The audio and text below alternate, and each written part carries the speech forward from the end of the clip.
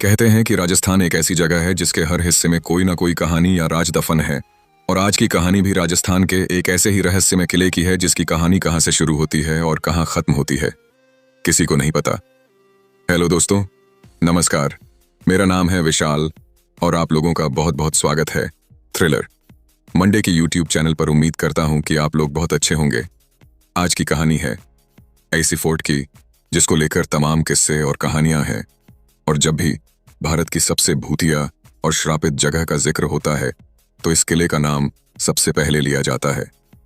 दिल्ली से लगभग 235 किलोमीटर दूर राजस्थान के अलवर जिले में तीन तरफ से अरावली की पहाड़ियों के बीच में एक किला बना हुआ है जिसका नाम है भानगढ़। भानगढ़ फोर्ट को साल 1573 में आमेर के राजा भगवंत दास ने अपने छोटे बेटे माधव सिंह के लिए बनवाया था। जब यह किला बनकर तैयार हुआ तो यह बहुत ही आबाद और खुशहाल हुआ करता था और उस वक्त भानगढ़ में 9000 से भी ज्यादा घर हुआ करते थे। मगर फिर अचानक से ऐसा क्या हुआ कि एक हंसता खेलता शहर कंधार में बदल गया और आज लोगों के बीच भानगढ़ किले का इतना खौफ है कि लोग वहां दिन में भी जाने से कतराते हैं। बाकायदा भारतीय पुरातत्व विभाग, जो कि इस किले की देखरेख का काम करती है, उसने एक बोर्ड पर यह साफ लिखवा रखा है कि सूरज निकलने से पहले और सूरज डूबने के बाद किसी भी इंसान का इस किले में जाना सख्त मना है। यानी कि आप दिन के उजाले में तो भानगढ़ के किले में जा सकते हैं, पर अंधेरा होने से पहले ही आपको वहां से बाहर आना होगा। इस किले के खंडहर भूतिया होने के पीछे की वजह वैसे तो आज भी साफ साफ किसी को नहीं पता, मगर इसको लेकर कहानियां बहुत है। और उन कहानियों में भी दो ऐसी कहानी है जिन पर लोग सबसे ज्यादा भरोसा करते हैं और सुनते और सुनाते हैं। इनमें से जो पहली कहानी है वह गुरु बालूनाथ से जुड़ी हुई है।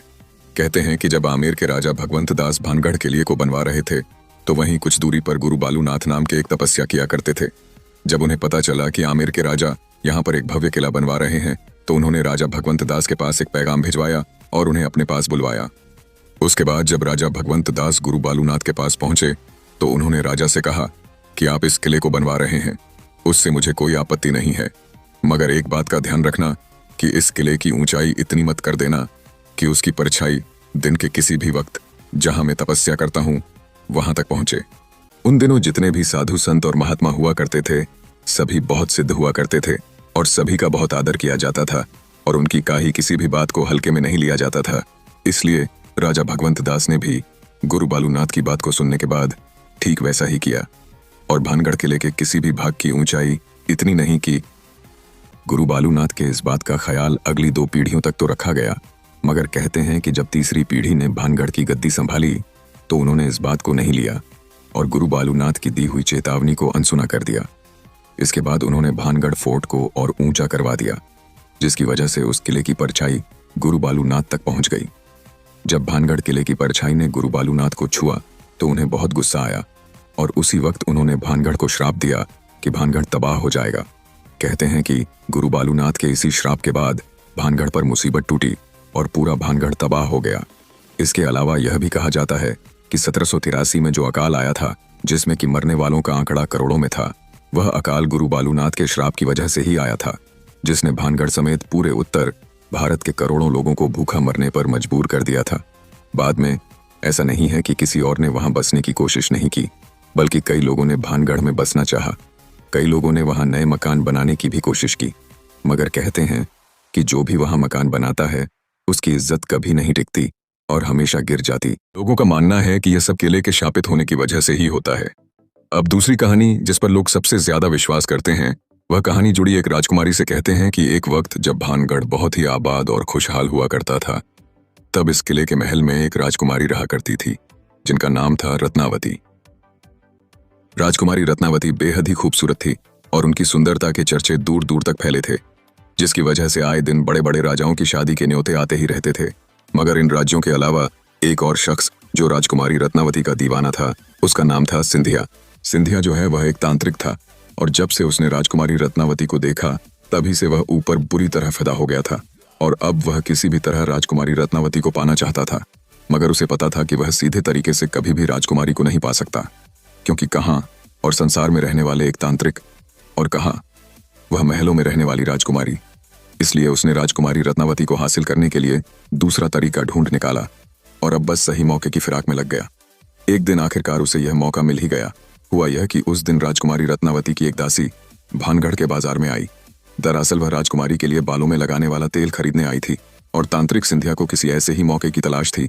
जब वह राजकुमारी के लिए तेल खरीदकर वापस जाने लगी तो तांत्रिक सिंधिया ने दासी को किसी बहाने से रोक लिया, और क्योंकि वह तंत्र मंत्र की विद्या में माहिर था, इसलिए जो तेल दासी ने राजकुमारी रत्नावती के लिए खरीदा, उसने उस तेल के ऊपर चुपके से काला जादू कर दिया।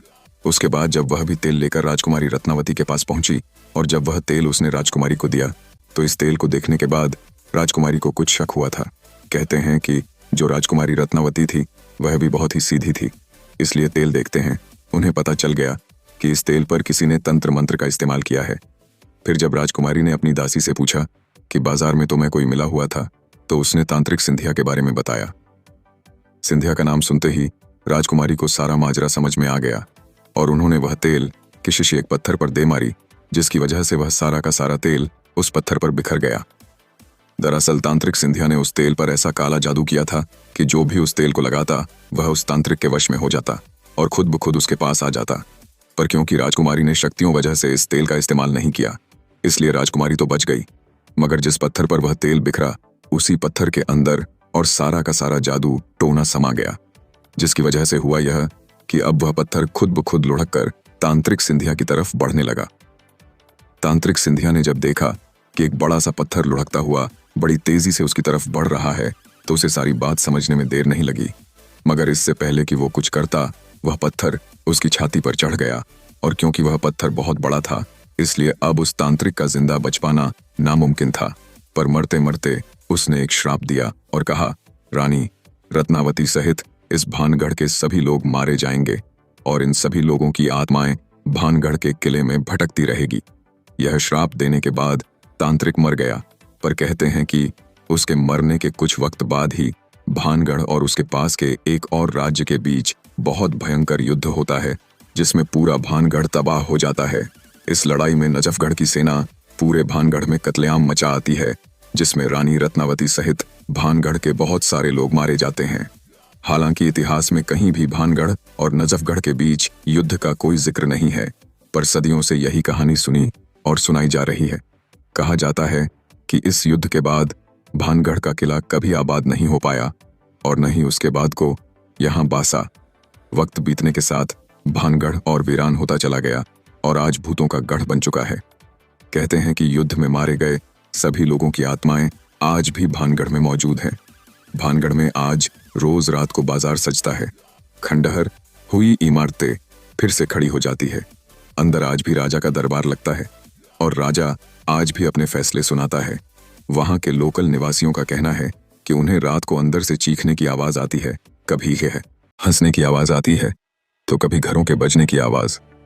वह यह भी बताते हैं कि भानगढ़ किले के अंदर आज तक जो भी रात में गया वह फिर कभी जिंदा लौट कर नहीं आया, और अगर कोई जिंदा वापस आ भी गया तो उसकी दिमागी हालत खराब हो जाती है या फिर किसी दुर्घटना में मौत हो जाती है।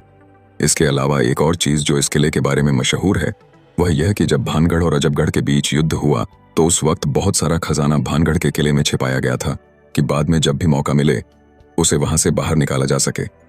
और इसी खजाने को आम लोगों की नजर से बचाने के लिए यह अफवाह फैलाई गई कि भानगढ़ फोर्ट में आत्माओं का वास है। पर क्योंकि भानगढ़ और अजबगढ़ के बीच हुए युद्ध का कोई इतिहास है ही नहीं, इसलिए वहां किसी खजाने के छिपे होने की बात में कितनी सच्चाई है उस पर भी सवाल खड़े होते हैं। एक कमाल की बात हो और कि हर किले का शुरू से लेकर अंत तक अपना एक इतिहास होता है। भानगढ़ का किला कैसे और किसने बनवाया इसका तो इतिहास है, मगर यह तबाह कैसे हुआ इसका इतिहास में कोई जिक्र नहीं है, और यही चीज भानगढ़ के किले को और रहस्यमयी बनाती है। दिन में भानगढ़ घूमने गए लोगों में से कई लोग यह बताते हैं कि उन्हें ऐसा लगता है जैसे उनका कोई पीछा कर रहा हो, ऐसा लगता है जैसे वहां कोई न दिखाई देने वाली शक्ति मौजूद हो। भानगढ़ में जो नृत्यों की हवेली है उसमें से किसी को घरों के बजने की आवाज आती है, किसी को ऐसा लगता है जैसे उनका कोई गला घोंट रहा हो, तो कोई कहता है कि जब वह राजकुमारी रत्नावती के कमरे में गया तो उसे वहां पर पड़े इन खबरों के आने के बाद तब से लेकर अब तक कई बड़े न्यूज चैनल की टीम और पैरानॉर्मल सोसाइटी ऑफ इंडिया के लोग रात के वक्त वहां जाकर भानगढ़ की पड़ताल कर चुके हैं। वह सभी लोग अपने साथ भूतों या आत्माओं की मौजूदगी बताने वाला डिवाइस भी लेकर गए। उनकी पड़ताल में उन्हें भानगढ़ के किले में एनर्जी तो नहीं मिली, मगर वहां किसी आत्मा का वास है या नहीं, इसका कोई सबूत नहीं मिला, और ना ही उन्हें वहां कोई सजे हुए बाजार दिखे और न ही कोई राजा का दरबार। उनके हिसाब से लोगों ने भानगढ़ के बारे में जो कुछ भी सुना या पढ़ा है, सिर्फ उसी की वजह से लोगों को ऐसा भ्रम होता है कि वहां कोई मौजूद है और अलग अलग चीजें महसूस होती हैं या फिर सुनाई देती है। इसके अलावा भारत सरकार की तरफ से रात के वक्त किले में एंट्री बैन करने की वजह से भी इन भूत प्रेत वाली बातों को हवा मिली। मगर वहीं दूसरी तरफ लोग आज भी इन किस्से और कहानियों को सच मानते हैं और उनके हिसाब से भानगढ़ के किले में आज भी भूतों और आत्माओं का वास है। कुल मिलाकर आज भी यह किसी को नहीं पता कि आखिरकार 300 साल पहले भानगढ़ में ऐसा क्या हुआ था कि वह ऐसा वीरान और खंडर बन गया और पूरे भारत की सबसे डरावनी और भूतिया जगह जाने लगा। तो यह थी पूरी कहानी भूतों के गढ़ भानगढ़ की। मुझे उम्मीद है कि आपको मेरी जानकारी जरूर पसंद आई होगी।